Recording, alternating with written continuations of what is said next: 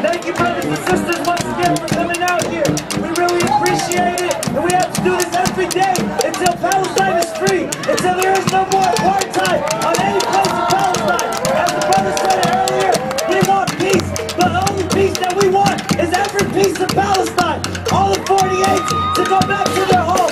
All the refugees have a right to go back to Palestine. Free, free Palestine! Free, free Palestine! Free, free Palestine! Free, free Palestine! Free, free Palestine! Free, free Palestine! Long live Palestine! Long live Palestine! We gotta be way louder! Free, free Palestine! Free, free Palestine! Free, free Palestine! Free, free Palestine! Long live Palestine! Long live Palestine! Thank you. We have another speaker. I would like to welcome Hatem Bazian from American Muslims for Palestine. Please give him a nice hand. Assalamu alaikum.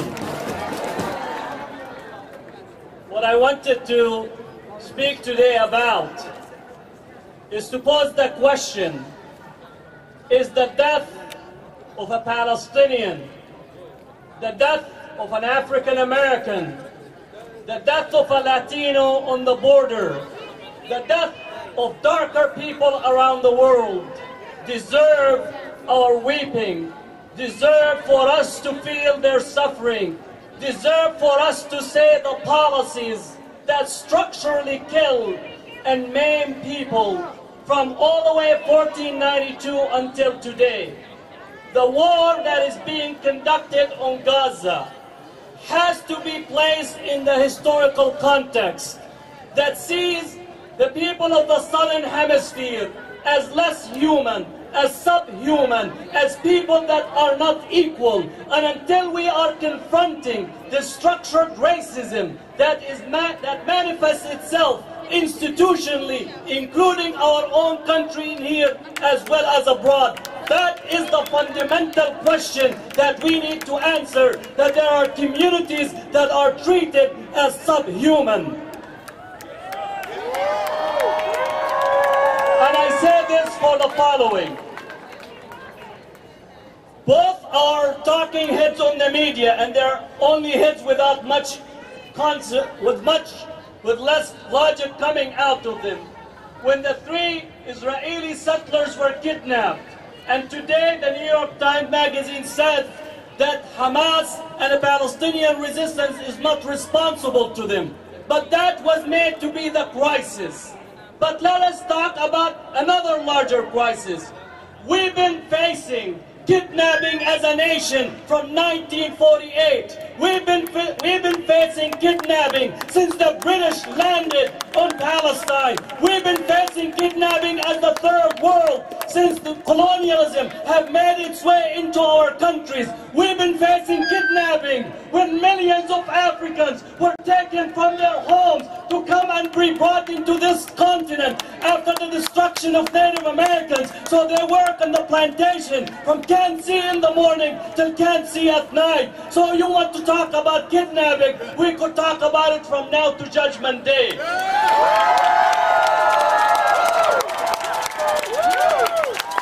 And let me tell anyone, opposer or otherwise, that step to us and speak about violence.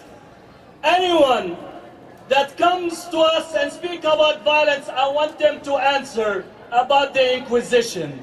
I want them to answer about colonialism. I want them to answer about the slave trade. I want them to answer about First World War, Second World War, with the bombing of Hiroshima and Nagasaki, with the Holocaust. I want them to answer for Vietnam, for carpet bombing Cambodia, for mining the harbors in Nicaragua, for invading Panama, for invading every country in the world, and you have the audacity to ask us about violence?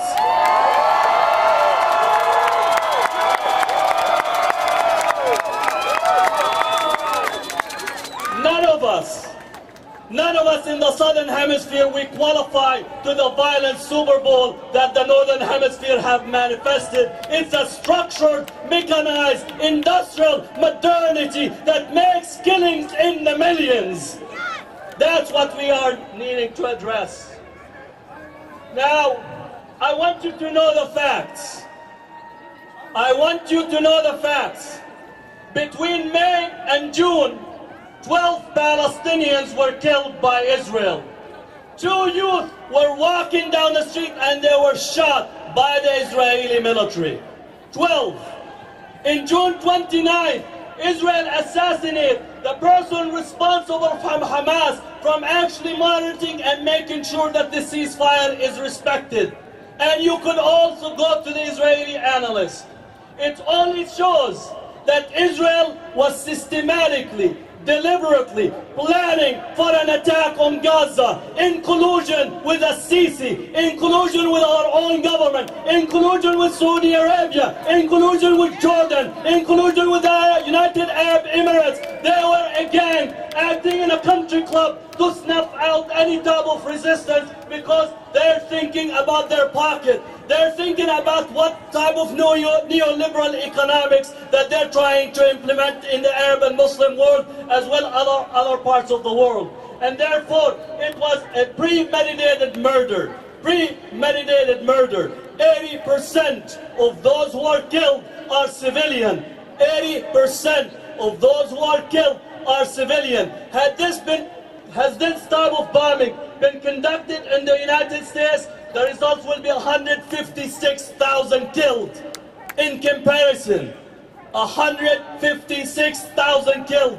That is the type of destruction. It's not an air shell going abroad. It's actually premeditated murder. Planned, carried out with design and strategic planning from the highs up. Which takes me back all the way to 48. Because those in Gaza are facing 48 again today. Those in Gaza are facing another 1948 today. It was massacres, it was destruction, it was actually causing people to flee. So much so that the Hatem Bazian, in his own memoirs, he said there wouldn't be a state of Israel without the victory at Deir Yassin. Netanyahu today can say there isn't a racist state of Israel without the massacre in the Shuja'iyya. That's what it is. It's a massacre. It's a massacre. Lastly, there's a lot of Israelis and Americans that say Israel has the right to defend itself. This canard that is repeated time and time again. As an occupying power, you cannot occupy a people and then claim to self-resistance against the people you occupy. You cannot.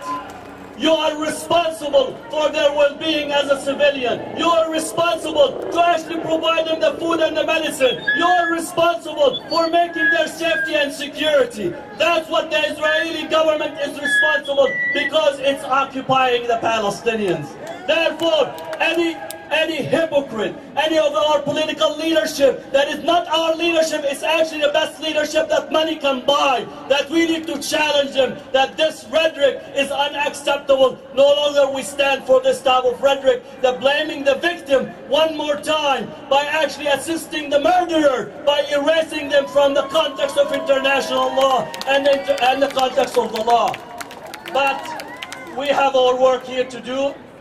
We have our work here to do because it's the same thing that is used against our African American brothers.